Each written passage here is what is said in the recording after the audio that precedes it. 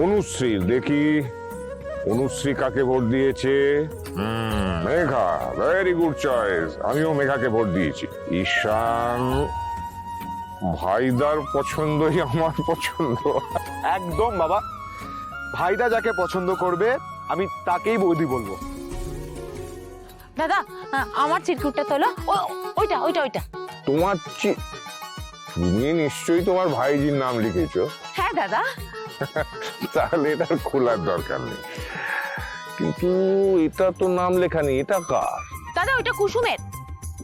ও দেখি কুসুম কার নাম লিখেছে।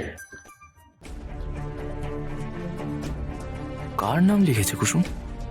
আমারও জানতে ইচ্ছে করছে। কি কুসুম, কি ব্যাপার কুসুম, তুমি তোমার চিরকুটে কোনো নাম লেখনি? তোমার ছোট সাহেবের জন্য তোমার কোনো মেয়েকেই পছন্দ হয়? না না বড় সাহেব, তেমন কোনো ব্যাপার নেই। তাহলে কি ব্যাপার জাদুকর? কুসুম, তুমি চিরকুটে কেন কিছু লেখনি? আরে ও কি করে লিখবে বলো তো, কত বাড়ির কাজের মেয়ে, অতটা লেখাপড়া জানলে তো হয়েই যেত। কাকিমণি তুমি একটু চুপ করবে? কি সব যাতা বলছো? আয়ুষ দাঁড়াও না, এবার আমি তোমারটাই তুলি। কি লিখেছো দেখি। মার যাকে পছন্দ সেই আমার পছন্দ।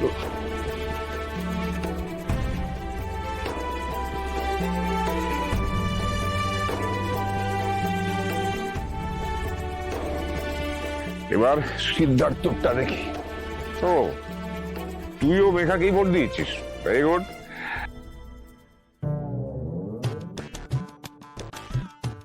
আমার জীবনের সবচেয়ে বড় শত্রু হচ্ছে আমার বর। কোথায় ঐশ্বর্যর নাম লিখবে তা না, শত্রুতা করার সীমা আছে। মেঘার নাম লিখেছে। ইন্দ্রাণী, আয়ুষ যখন তোমার পছন্দকে ফাইনাল করেছে তখন দেখি তোমার কাকে পছন্দ। এই কি, তোমার চিরকুটটা তো নেই, কোথায় গেল? ও, ওটা তো তোমার হাতেই রয়ে গেছে, দেখি তোমার কাকে পছন্দ। হ্যাঁ মনে, তুমিও তো চিরকুটে কিছু লেখনি। তোমারটাও তো ফাঁক। তাহলে কুসুম আর তোমার চিরকুট একই, দুটোই খালি। তাহলে কি এদের মধ্যে তোমার কাউকে পছন্দ হয়নি? কি হলো ইন্দ্রাণী, তুমি এইভাবে হঠাৎ চলে এলে? না রাজ, কিছু না, এমনি। এমনি? ইন্দ্রাণী, আমরা 25 বছর সংসার করছি, দুটো ছেলেকে মানুষ করেছি, কত উত্থান পতন দেখেছি, কত লড়াই করেছি।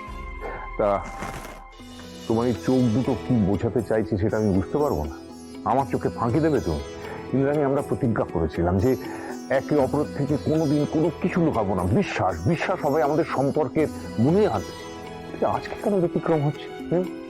তাকাও তাকাও, আমার চোখের দিকে তাকাও, বলো বলো কি ভাবছো?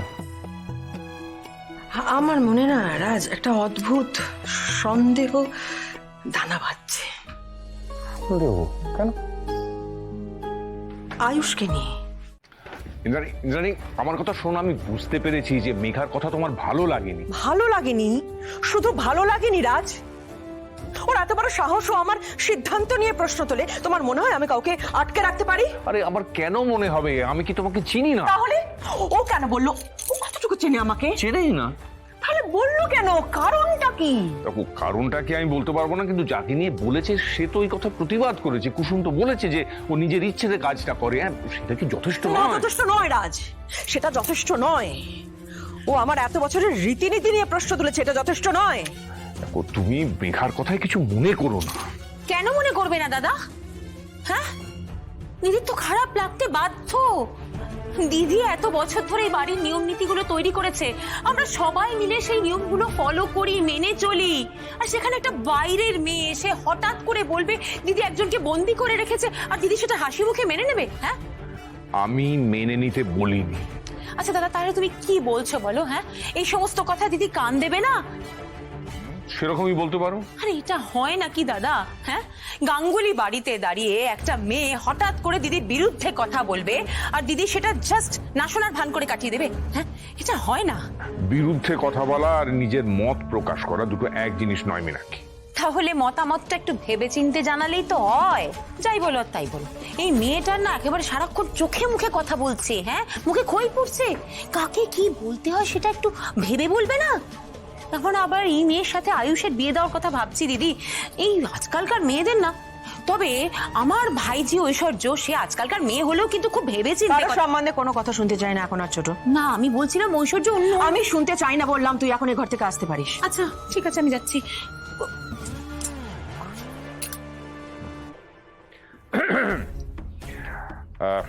জানি, আমি বলি কি যে তুমি আমার কথাটা একটু বোঝাচ্ছি। আমি না আর কোনো কথা বোঝার অবস্থাতে নেই রাজ, মাথাটা গরম আগুন হয়ে গেছে। এটার এত বড় সাহস, ও আমাদের বাড়িতে দাঁড়িয়ে আমাদের বিরুদ্ধে কথা বলে। আর সেটাই যখন করেছে তখন আমাদের বাড়িতে দাঁড়িয়েই ওকে ওর কথা ফিরিয়ে নিতে হবে। ও ইন্দ্রাণী গাঙ্গুলিকে চেনে না। রানী ছেড়ে দাও না। আমি ছাড়বো না রাজ, ছাড়বো না। তুমি আর অনুষ্ঠিবিল এই মেয়েটাকে পছন্দ করেছিলে না আয়ুষের জন্য? আবার যদি কোনো চিঠি লিখে মানে নাম লেখার ব্যবস্থা বা কোনো পরিস্থিতি আসে, আবার ওর নামটাই লিখবে নিশ্চয়ই। এই মেয়েটাকে ওর জায়গা বোঝাবো আমি, ইন্দ্রাণী গাঙ্গুলি। কি করবে তুমি? যেটা আমি কোনোদিন করিনি সেটা করব।